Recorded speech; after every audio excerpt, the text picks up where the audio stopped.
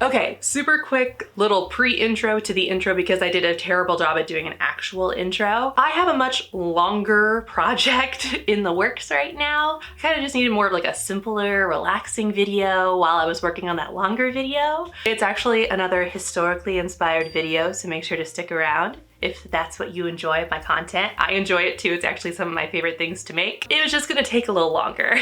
So you can probably get by the thumbnail and the title of this video, I'm very bad at keeping real plants alive. I've killed every plant I owned, even a succulent. But I love the way that plants look within a room. I'm always jealous of those just beautiful bedrooms with plants everywhere. So I thought I'd just crochet myself some plants. I made a philodendron, some lavender to go on my desk while I was working, and a flower crown just for fun. So now that I've said all of that and I made it a little bit clearer what we're doing with this video, let's go to past me to do the rest of this intro. So I have this huge trio of pimples in the middle of my forehead and I need my bangs to cover them. So no making fun of my bangs today. They're doing important work. So I woke up this morning and my very first thought was, I want a flower crown. This is going to be a very last minute addition to this video because I've had the lavender and the leaf plant. Uh-oh, I should look up the name for that before I talk about it.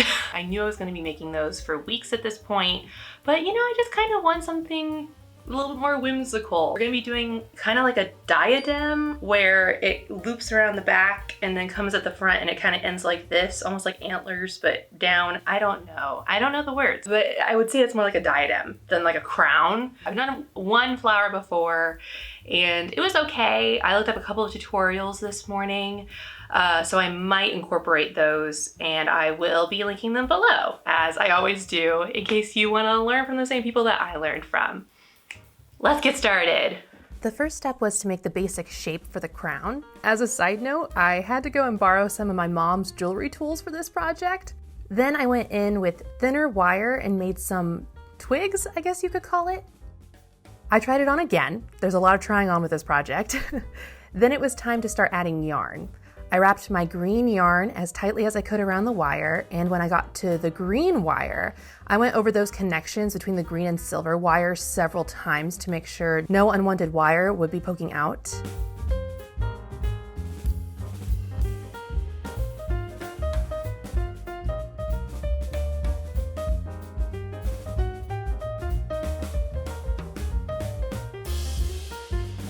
Once the main base was covered, I went in with a new length of yarn to cover each of the small green wires, finishing them with lots of knots, making them kind of look like little buds or mini twigs, which I thought would make sure the knots would stay and would also disguise them.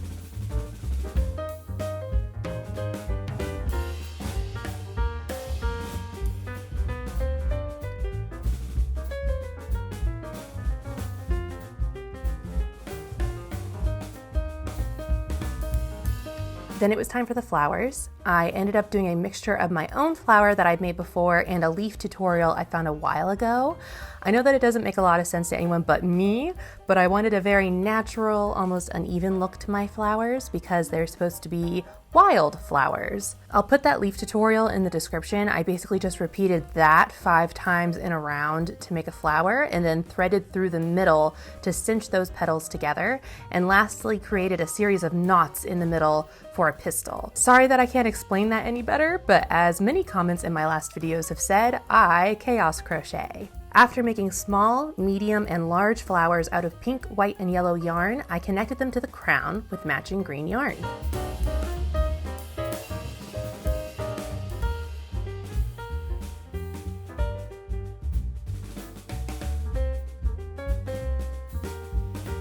So the flower crown is done, but I will be showing the final reveal at the end of the video. So let's move on to our next project, which is just little strands of lavender that I think would look really cute in just like a mason jar or a simple glass vase. Now for this one, I probably could figure it out, but I'm a little tired, and I also know that I'm going to be figuring out the third project for myself. So this one I just kind of want it to be easy. So I'm going to find a good how to crochet lavender tutorial on YouTube, and I'll be linking that tutorial down below, and I'm just gonna have some fun.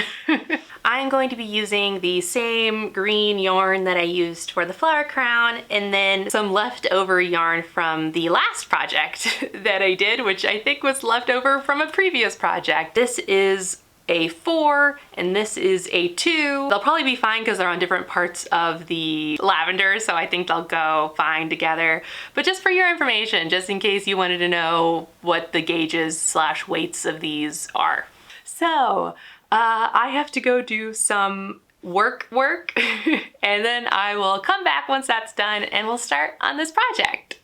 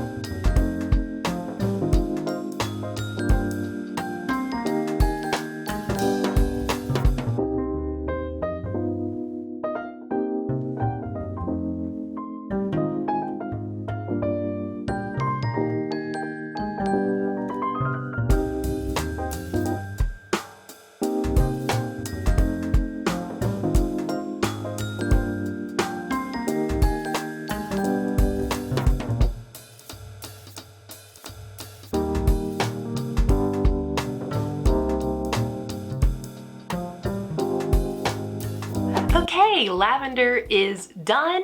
That was actually a really nice, simple project to do. I think if you're a beginner and you just want to get into crochet, that is a perfect first project. I really had a good time just doing something that, I don't know, I didn't really have to think through so much, but it has such a good outcome. It looks so cute. But until then, we're going to be moving on to the last project, which is I am going to be crocheting a philodendron.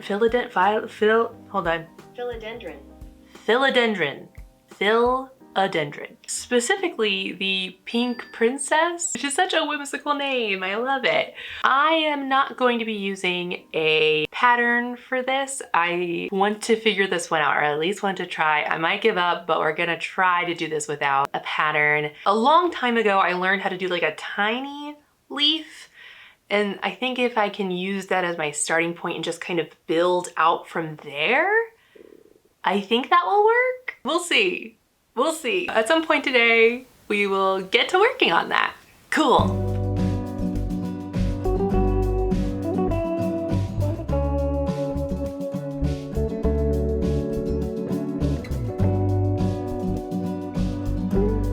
For this plant, I started by making the dirt and jar first. For the dirt, I chained 9, then started making a circle so that there would be space in the middle for the philodendron to fit in. I made a similar circle for the bottom of the jar without the hole in the middle. Then I made a long rectangle for the sides of the jar and connected that to the bottom.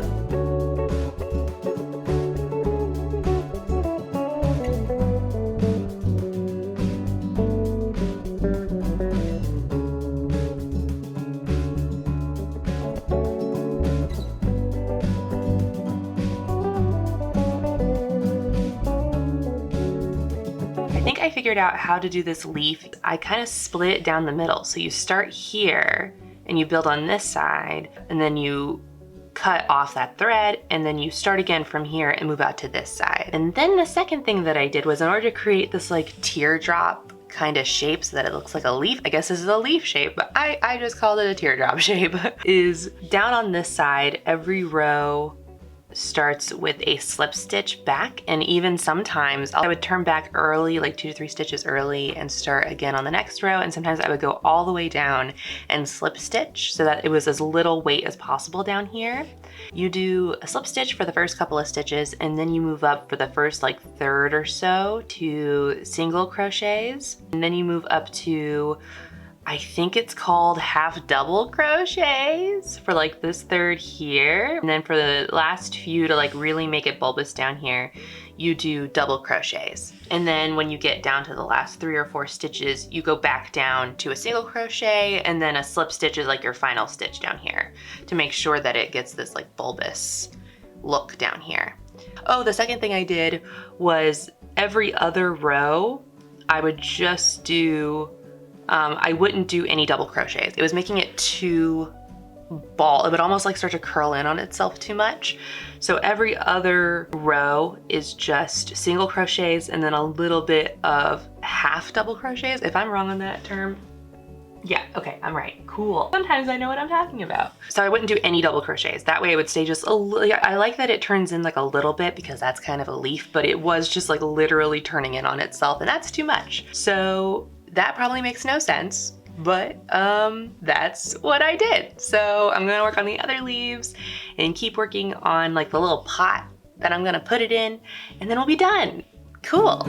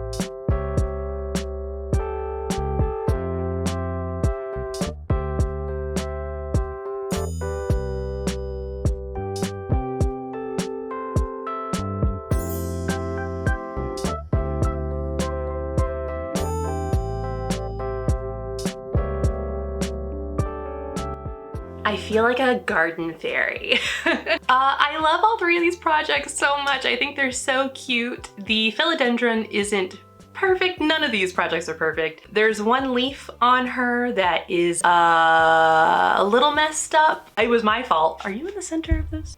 Okay, sorry. There's one leaf that I did differently and it was kind of breaking apart, so I had to wrap a bunch of yarn around her to keep her on, but we still love her. She's also a little unstable. I think I have to weight her down a little bit more, but I absolutely love the way it spruces up this corner of my room. It adds a little nice bit of green and color. I'm thinking of calling her Phil, but I am very open to recommendations or to ideas for names, so if you have any, put them down in the comments. I would love to hear them. My lavender I also think is very cute. The video I learned from had a lot of glue involved and I didn't use any glue. I mostly don't think that was a problem, but the ends of one of them is coming unraveled, so maybe just a little glue at the top and a little glue at the bottom would fix that. And my flower crown I am absolutely obsessed with. I want to do so many more. I want to actually do a lavender flower crown. I think that would be awesome. I would also love to make a Persephone inspired flower crown and do like dead flowers and pomegranates because I've been obsessed with Persephone since I was 12 years old. I love all 3 of my projects so much. I loved how chilled, I love how chill and relaxed this video was. That is gonna be it for me this week. I hope you had a good time watching. I had such a good time making these projects. Make sure to like and subscribe if you would like to see more from me. And I hope to see you back here next time. Bye.